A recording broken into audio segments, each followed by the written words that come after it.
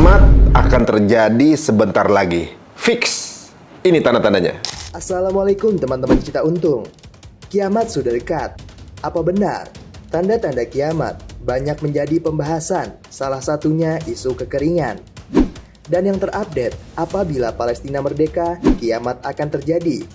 Agar tidak simpang siur, mari kita simak penjelasannya bersama Ustadz Rahmat Baikuni hanya di Cerita Untung.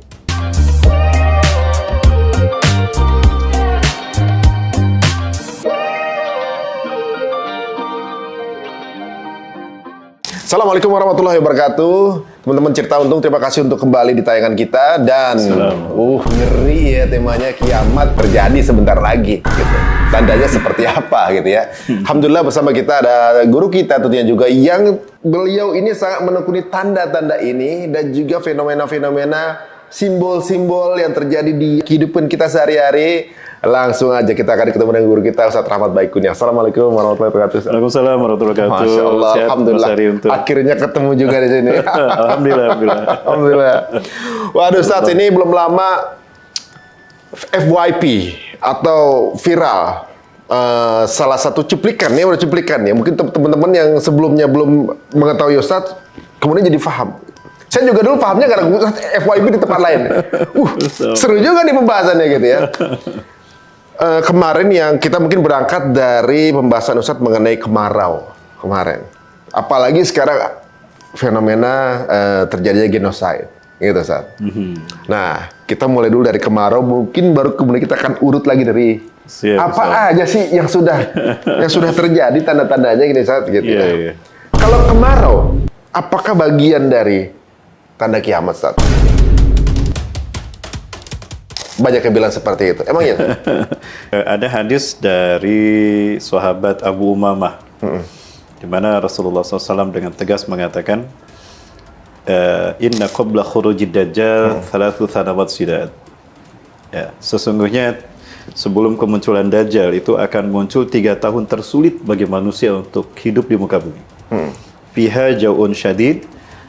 Pada 3 tahun itu terjadi kelaparan yang sangat. Kelaparan yang sangat akan menimpa manusia. Wa fi sanatil ula yamrullahu as-sama' an tahbita sulusa matriha wa ya'murul ardu an tahbita sulusa nabatiha. Allah perintahkan pada langit di tahun pertama untuk menahan sepertiga hujannya.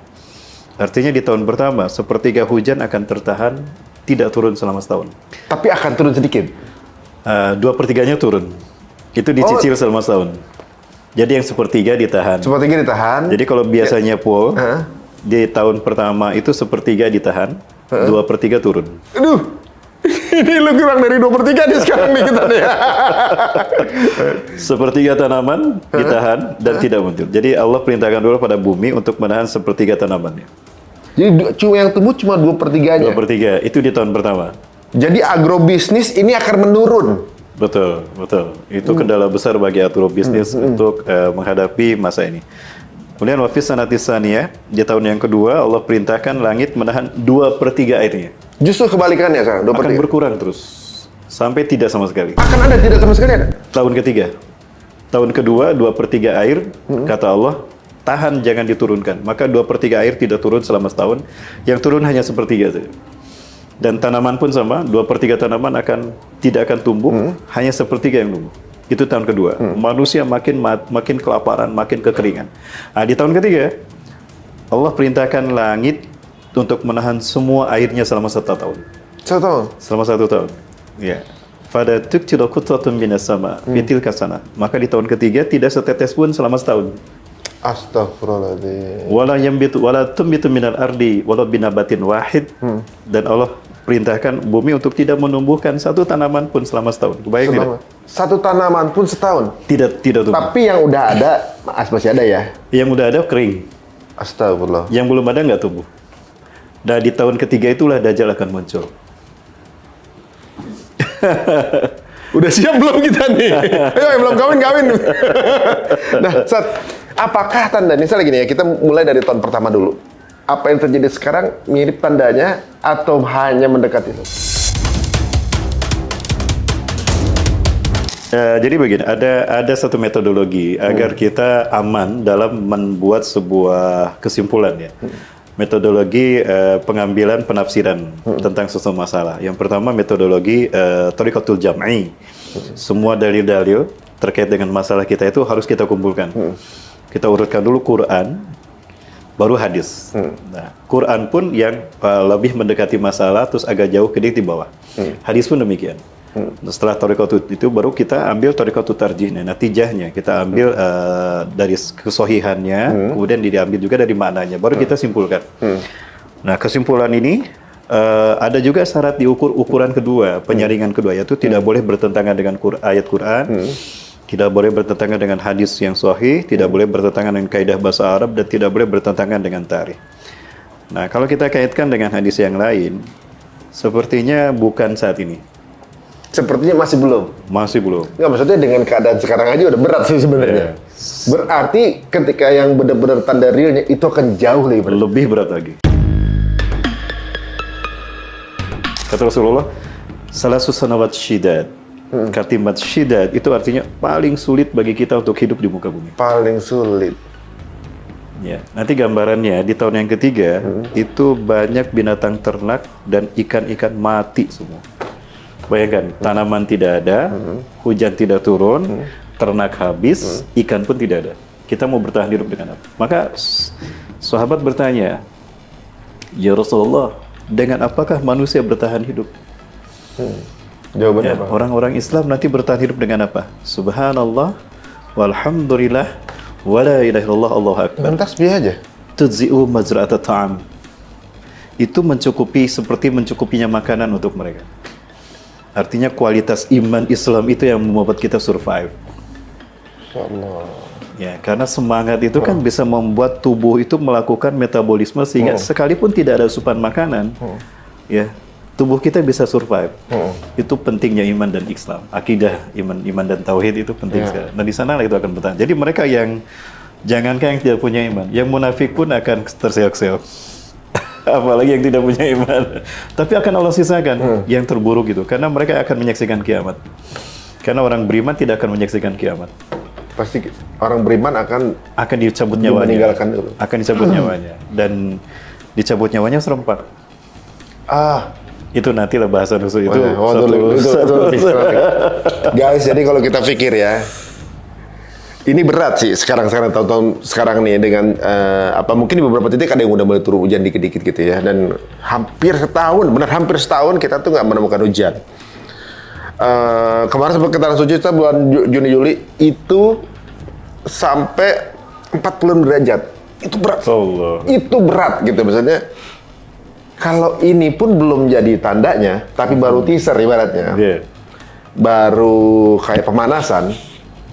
Bagaimana nanti gitu? Ya, tapi masuk akal juga kalau sampai semua udah nggak ada yang bisa hidup lagi, dan kita udah nggak bisa, misalnya makan, ambil source dari mana makanan kan gitu. Betul. Kita nggak ada, nggak tahu AC masih bisa nyala atau enggak. Udah nggak ada.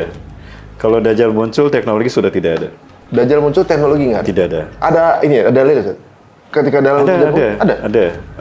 Semua itu mila mabadatum, semua itu mila mabadatum. Justru itu dikaitkan dengan kemunculan tanda besar. Tanda kiamat itu kan ada dua, ada asyratus sughra, ada asyratul kubra, ada tanda kecil, ada tanda besar. Nah, kemunculan tanda besar itu diawali oleh, kalau versi saya memegang pada versi hadis riwayat Imam Muslim ya, kalau tidak salah, yaitu matahari terbit dari barat dulu.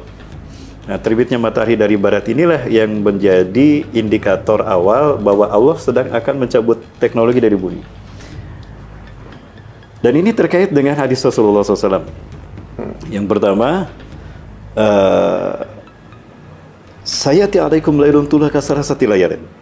Akan datang kepada kalian satu malam yang panjangnya sama dengan 3 malam. Jadi akan datang satu malam gelapnya 3 kali 24 jam. Iya, yang kayak nggak pagi-pagi gitu, nggak siang. Nah, itu dia. Dan ini ternyata ditemukan oleh seorang ahli fisika dari Rusia, Dr. Dmitry Bolikov. Ya, dia sampai membuat dia sebuah awak NASA ya. Dia mengatakan dalam jurnalnya, in the future the world will be in the darkness all out without sun in 3 days. Dia ngomong gitu? Itu judulnya kayak gitu.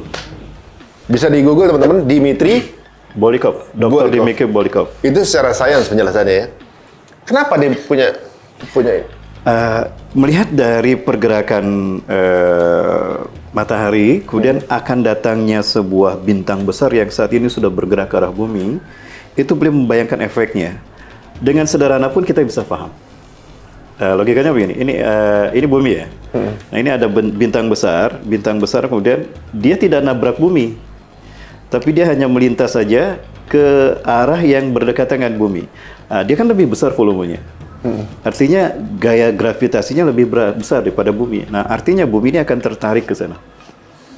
Namun karena bumi ini terkait dengan gravitasinya dengan matahari, inti tata surya kita, bumi sebetulnya tidak akan tertarik, tapi dia akan bergeser saja. Nah, pergeseran inilah yang mengakibatkan perpanjangan waktu. Malam jadi 3 kali lebih panjang, siang menjadi 3 kali lebih panjang. Ini ilmiah banget. Scientific habis. Dan ini hadis Rasulullah. Dan inilah yang menyebabkan dia masuk Islam.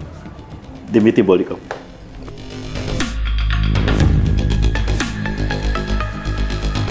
Nabi Yosua bin Nun? Yusha bin Nun. Nabi Yosua bin Nun. Bagi agama Nasri Yosua, Nabi Yosua. Betul. Yusha bin Nabi Nun. Yosua bin Nun yang kemudian dia mampu menahan matahari. Betul. Nah, ternyata ada penjelasan saintifiknya bahwa polanya ini akan terjadi 32 tahun sekali. Betul, luar biasa.